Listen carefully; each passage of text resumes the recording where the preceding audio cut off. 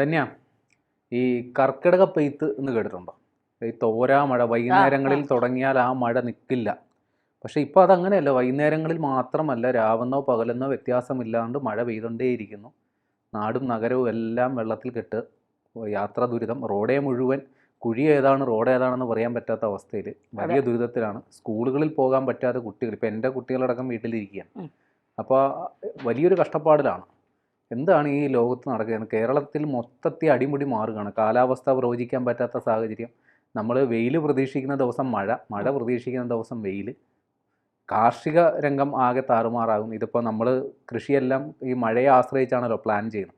അതെല്ലാം തകിടം മറിയുന്നു. ഈ നാടിത് എങ്ങോട്ടാണ് പോകുന്നത്? നാടെങ്ങോട്ടാ പോകണമെന്ന് എനിക്കൊരു പിടിയുമില്ല. എന്തായാലും നേരെയുള്ള പോക്കിലോട്ടല്ല പോകുന്നത്, അത് ഉറപ്പാണ്.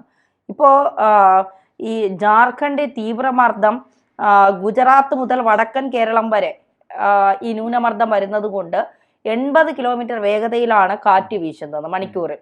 അപ്പോൾ ഇതിൻ്റെ ഒരു പ്രതിഭാസം എന്തായാലും ഈ കാറ്റെന്ന് പറഞ്ഞാൽ ഒരു വല്ലാത്തൊരു കാറ്റായി മാറിക്കൊണ്ടിരിക്കുകയാണ്. ഇപ്പോൾ നമ്മളെ ഭയപ്പെടുത്തുന്ന രീതിയിലൊക്കെ കാറ്റ് മാറിക്കൊണ്ടിരിക്കും. പിന്നെ നമ്മൾ ഏറ്റവും കൂടുതൽ ഭയപ്പെടുത്തുന്നത് മഴ വരുമ്പോൾ മുല്ലപ്പെരിയാർ ഡാം പൊട്ടുമോ, ഈ ഡാമുകളൊക്കെ തുറന്നു വിട്ടുകൊണ്ട് ജലത്തിന്റെ ഒഴുക്ക് കൂടുമോ എന്നൊക്കെയുള്ളതാണ് നമ്മളെ ഭയപ്പെടുത്തുന്ന കാര്യം. ഇപ്പോൾ എറണാകുളം, ഇടുക്കി, തൃശ്ശൂർ ജില്ലകളിൽ റെഡ് അലർട്ട് ഉണ്ട്. കാരണം എറണാകുളമൊക്കെ മുങ്ങി, എടപ്പള്ളി ഭാഗം എല്ലാം വെള്ളത്തിനടിയിലായി, കാനകൾ നിറഞ്ഞു, മൊത്തം മുങ്ങി എന്നുള്ളതാണ്. ഇടുക്കി ഡാമും ഒക്കെ ഉള്ള സ്ഥലങ്ങളാണ്. അവിടെയൊക്കെ വെള്ളം കയറിയാൽ ഉണ്ടാകുന്ന വലിയ രീതിയിലുള്ള അപകടം നമുക്കറിയാം എങ്ങനെയാണ് എന്നുള്ളത്. മാത്രമല്ല പത്തനംതിട്ട, കോട്ടയം, പാലക്കാട്, മലപ്പുറം, കോഴിക്കോട്, വയനാട്, കണ്ണൂർ, കാസർഗോഡ് തുടങ്ങിയ ജില്ലകളിൽ ഓറഞ്ച് അലർട്ടാണ്. അപ്പോൾ പത്തനംതിട്ടയിൽ ഓറഞ്ച് അലർട്ട് ഉണ്ട്, മഴയുണ്ട്. നല്ല മഴയുണ്ട് പത്തനംതിട്ടയിൽ. പണി കിട്ടാൻ പോകുന്ന ആലപ്പുഴയ്ക്കും പത്തനംതിട്ടയ്ക്കും ഉണ്ട് നല്ല പണി. അല്ല, ഈ പണി കിട്ടാൻ പോകുന്ന എന്താണെന്നറിയാവോ? ഈ പത്തനംതിട്ടയിൽ മഴ പെയ്താൽ ആ വെള്ളം മുഴുവൻ ഒഴുകി വരുന്ന കുട്ടനാട്ടിലേക്കാ. അല്ല, ആലപ്പുഴ റോഡും ആ ഭാഗവും ഒക്കെ കണ്ടില്ലേ? AC റോഡാണ്. AC റോഡാ. അത് മൊത്തം പൊട്ടി. ഒന്നാമത് മഴയില്ലാത്ത സമയം പോലും അതുവഴി യാത്ര ചെയ്യാൻ വളരെ ബുദ്ധിമുട്ട്. അപ്പൊ മഴയും കൂടെ ഉണ്ട്, ഈ വെള്ളവും കൂടെ നിറഞ്ഞു കിടക്കുമ്പോൾ അപകടം ഉണ്ടാവാൻ വളരെ സാധ്യതയുള്ള ഒരു സമയം കൂടിയാണ്. വെള്ളം കയറുന്നതിന് പരിഹാരമാകാൻ വേണ്ടിയാണ് അവിടെ ആകാശപാത പലയിടത്തായിട്ട് ഉണ്ടാക്കിയത്. ഇപ്പൊ അതില്ലാത്ത സ്ഥലത്ത് ഫുള്ള് വെള്ളം കയറി. അതെ, ഈ ആലപ്പുഴ, കൊല്ലം, തിരുവനന്തപുരം ജില്ലകളിൽ യെല്ലോ അലർട്ടേ ഉള്ളൂ. അവിടെ ഉള്ളവർക്ക് യെല്ലോ അലർട്ട് എന്ന് വെച്ചാൽ അവിടെയും ഈ കഴിഞ്ഞ ദിവസം ഞാൻ അമ്മയെ വിളിച്ചൊക്കെ ചോദിച്ചപ്പോൾ അമ്മ പറഞ്ഞത് നല്ല മഴയാണ് തിരുവനന്തപുരത്ത്, പിന്നെ തോരാത്ത മഴയൊക്കെ ഉണ്ട്, ശ്രദ്ധിക്കണമെന്നൊക്കെ പറഞ്ഞിട്ട്. എറണാകുളവും അങ്ങനെ തന്നെയാണ്. അപ്പൊ നമുക്ക് ഈ മഴ വരുമ്പോഴാണ് നമ്മളെ വല്ലാത്ത ഈ ഡാമുകളൊക്കെ ആവശ്യമില്ലാത്ത വല്ല ബുദ്ധിയും കാണിച്ച് ഇവന്മാർ തുറന്നു വിടുക എന്നുള്ള ഭയമാണ്. അതായത് ഈ മഴയെ സംബന്ധിച്ച് ഈ സുഖ സൗകര്യങ്ങളിൽ ജീവിക്കുന്നവര് മഴ ക്ലാരയും അതും പിന്നെ മറ്റേ പരിപ്പോടയും കട്ടൻ ചായയും ജോൺസൺ മാഷിന്റെ പാട്ടും ഇതൊക്കെയാണ്. പക്ഷെ ദൈനംദിന ജീവിതത്തിന് വേണ്ടി ഇറങ്ങിത്തിരിക്കുന്നവന് അല്ലെങ്കിൽ ചോർന്നൊലിക്കുന്ന വീടുള്ളവന് മഴ എന്ന് പറയുന്നത് കണ്ണീരാണ്. അതെ, ദുരിതവുമാണ്. നമുക്ക് വരെ അല്ലേ, നമ്മൾ ഈ രാവിലെ ഇത് നെട്ടോട്ട് ഓടുകയാണ് ഓഫീസിലേക്ക് രാവിലെ 8 മണിക്ക് മുമ്പ് എത്താൻ. ഈ മഴയാണെങ്കിൽ ഈ മഴയത്ത് നമ്മൾ കുടയില്ലെങ്കിൽ നനഞ്ഞ് എത്രയോ ദിവസം നമ്മൾ ഇവിടെ വന്ന് കയറിയിരുന്ന വാർത്ത എടുത്തിട്ടുണ്ട്. നമ്മളൊക്കെ അന്നുള്ള നമ്മളെയും വയറ്റിപ്പഴപ്പിന് വേണ്ടി വന്നിരുന്ന് ജോലി ചെയ്യുന്നതാണ് നമ്മൾ. അപ്പോൾ അത് നമ്മളും കുറേയൊക്കെ അനുഭവിക്കുന്നു. അതുപോലെ ഈ പിന്നെ തൊഴിലുറപ്പിന് പോകുന്ന ചേച്ചിമാര്, അവര് ഏറ്റവും ദുരിതം അനുഭവിക്കുന്നത് ഈ ശുചീകരണ തൊഴിലാളികളാണ്. അതെ, അവര് വല്ലാത്തൊരു ബുദ്ധിമുട്ടാണ്. എന്ന് വെച്ചാൽ അഴുക്കും ചെയ്തും എല്ലാം ചെന്ന് കയറി വല്ലാത്തൊരു ബുദ്ധിമുട്ട് തന്നെയാണ് അവർ അനുഭവിക്കുന്നത്. ഈ നേരത്തെ പറഞ്ഞില്ലേ, മണിക്കൂറിൽ 80 കിലോമീറ്റർ വരെ കാലവർഷക്കാറ്റ് വർദ്ധിച്ചിട്ടുണ്ട്. എല്ലാ ജില്ലകളിലും ശക്തമായ കാറ്റിനും മഴയ്ക്കും സാധ്യതയുള്ളതിനാൽ രാത്രി കാലങ്ങളിൽ പ്രത്യേക ജാഗ്രത ആളുകൾ പാലിക്കണം. കേരളത്തിൽ 26-7 തീയതികളിൽ ഒറ്റപ്പെട്ട ഇടങ്ങളിൽ മണിക്കൂറിൽ 50 മുതൽ 60 കിലോമീറ്റർ വരെ വേഗതയിലും 28-ാം തീയതി 29-ാം തീയതി ഒറ്റപ്പെട്ട ഇടങ്ങളിൽ മണിക്കൂറിൽ 40 മുതൽ 50 കിലോമീറ്റർ വരെ വേഗതയിൽ ശക്തമായ കാറ്റിന് സാധ്യതയുണ്ടെന്ന് കേന്ദ്ര കാലാവസ്ഥാ വകുപ്പ് അറിയിച്ചിട്ടുണ്ട്. സംസ്ഥാനത്ത് ശക്തമായ മഴയ്ക്കാണ് സാധ്യത. 9 ജില്ലകളിലാണ് യെല്ലോ അലർട്ട് പ്രഖ്യാപിച്ചിട്ടുള്ളത്. എറണാകുളം, ഇടുക്കി, തൃശൂർ, പാലക്കാട്, മലപ്പുറം, കോഴിക്കോട്, വയനാട്, കണ്ണൂർ, കാസർഗോഡ് എന്നീ ജില്ലകളിലാണ് യെല്ലോ അലർട്ട് ഇന്ന് പ്രഖ്യാപിച്ചിരിക്കുന്നത്. ഗുജറാത്ത് തീരം മുതൽ വടക്ക് കേരള തീരം വരെ തീരത്തോട് ചേർന്നുള്ള ന്യൂനമർദ്ദ സ്ഥിതി ചെയ്യുന്നുണ്ട്. ഇതാണ് കേരളത്തിൽ ശക്തമായ മഴയ്ക്ക് കാരണം.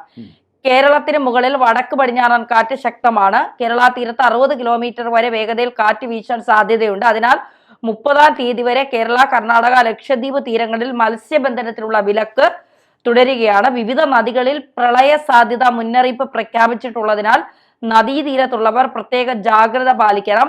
മലയോര മേഖലകളിൽ ശക്തമായ മഴയ്ക്ക് സാധ്യതയുള്ളതിനാൽ ജാഗ്രത പാലിക്കണം. ആറളം മേഖലയിൽ മഴവെള്ളപ്പാച്ചിൽ, വനമേഖലയിൽ മണ്ണിടിച്ചിൽ ഉണ്ടായിട്ടുണ്ടെന്ന് സംശയമുണ്ട്. ആദിവാസി പുനരധിവാസ മേഖലയിലെ 13-ാം ബ്ലോക്ക്, 11-ാം ബ്ലോക്ക് എന്നിവിടങ്ങളിൽ സുരക്ഷാ മുൻകരുതലിന്റെ ഭാഗമായി ആളുകളെ മാറ്റി പാർപ്പിച്ചു. 50-ലധികം വീടുകളിൽ വെള്ളം കയറി. പഴശ്ശി ഡാമിന്റെ ഷട്ടറുകൾ തുറക്കുമെന്ന് ഇറിഗേഷൻ എക്സിക്യൂട്ടീവ് എഞ്ചിനീയർ അറിയിച്ചിട്ടുണ്ട്. പഴശ്ശി ഡാമിന്റെ താഴെയുള്ള ഭാഗത്തും ഇരു കരകളിലുമുള്ള ജനങ്ങൾ ജാഗ്രത പാലിക്കണം. പഴശ്ശി ഡാമിന്റെ 13 ഷട്ടറുകൾ 3 മീറ്റർ വീതവും ഒരു ഷട്ടർ 2 മീറ്ററും ഉയർത്തി. നിലവിലെ ജലനിരപ്പ് 23.10 മീറ്റർ ആണ്. കണ്ണൂർ വളപട്ടണം മുതൽ ന്യൂ മാഹി വരെ ഈ ജില്ലകളിൽ ഇന്ന്, അതായത് 26/7/2025 വൈകുന്നേരം 5:30 മുതൽ പകൽ 5:30 വരെ 2.8 മുതൽ 3.1 മീറ്റർ വരെയും, കണ്ണൂർ, കാസർഗോഡ് ജില്ലകളിൽ 5.330 മുതൽ വൈകുന്നേരവും 5.330 വരെ 3.2 3.5 മീറ്റർ വരെയും ഉയർന്ന തിരമാലയ്ക്കും കടലാക്രമണത്തിന് സാധ്യതയുണ്ട്. ദേശീയ സമുദ്ര സ്ഥിതി പഠന ഗവേഷണ കേന്ദ്രമാണ് ഇത് അറിയിക്കുന്നത്. കനത്ത മഴയിൽ മലയോര മേഖലയിൽ അടക്കം വിവിധ ജില്ലകളിൽ വ്യാപക നാശം സംഭവിച്ചിട്ടുണ്ട്. വിവിധ ജില്ലകളിൽ താഴ്ന്ന പ്രദേശങ്ങളിൽ വെള്ളം കയറി. 9-ാം വളവിന് താഴെ റോഡിലേക്ക് പാറക്കല്ലുകൾ പതിച്ചതിനെ തുടർന്ന് താമരശ്ശേരി ചുരത്തിൽ ഗതാഗത തടസ്സമുണ്ടായി. 4-ാം വളവിൽ റോഡിലേക്ക് മരം വീണു. ചുരം സംരക്ഷണ പ്രവർത്തകർ മരം മുറിച്ചു മാറ്റി. പാലക്കാട് പലയിടത്തും നെൽപ്പാടങ്ങൾ വെള്ളത്തിനടിയിലായി. കോഴിക്കോട് കുറ്റ്യാടി അടുക്കത്ത് നീളംപാറ ഒരാളുടെ വീടിന് നേരെ തെങ്ങ് വീണു. അർദ്ധരാത്രിയിലാണ് സംഭവം. ഓടിട്ട വീടിന് മുകളിലാണ് തെങ്ങ് വീണത്. കുട്ടികളടക്കം തലനാരിഴയ്ക്കാണ് രക്ഷപ്പെട്ടത്. കോഴിക്കോടും മലയോര മേഖലയിലും കനത്ത മഴ ഇപ്പോഴും തുടരുകയാണ്.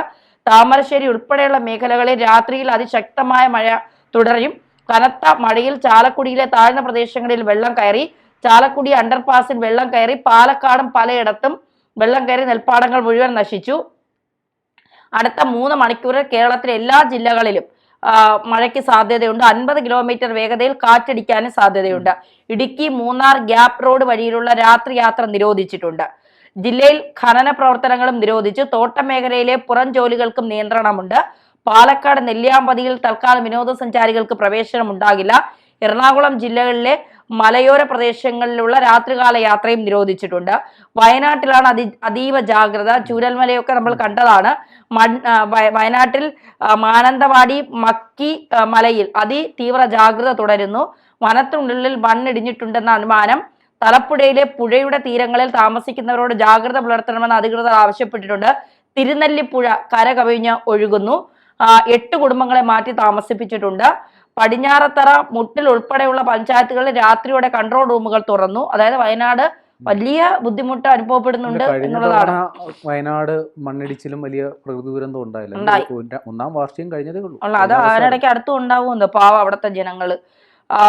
ഈ വയനാട് 9 പഞ്ചായത്തുകൾ, റിസോർട്ടുകൾ, ഹോം സ്റ്റേ എന്നിവയുടെ പ്രവർത്തനം നിരോധിച്ചു. മാനന്തവാടി, വൈത്തിരി താലൂക്കിലെ പഞ്ചായത്തുകളിലാണ് നിരോധനം.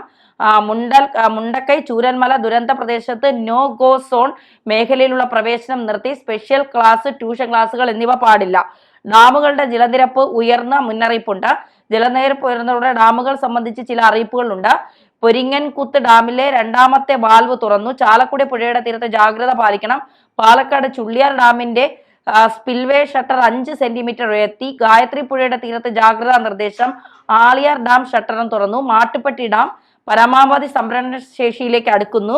മുതിരപ്പുഴയാറിന്റെ ഇരു കരകളിലും ഉള്ളവർ ജാഗ്രത പാലിക്കണം. കണ്ണൂർ ബാവലിപ്പുഴയിൽ ജലനിരപ്പ് ഉയർന്നതിനാൽ കക്കുവപ്പുഴ കര കവിഞ്ഞ് ഒഴുകുന്നതിനാലും ജനം ജാഗ്രത പാലിക്കണം.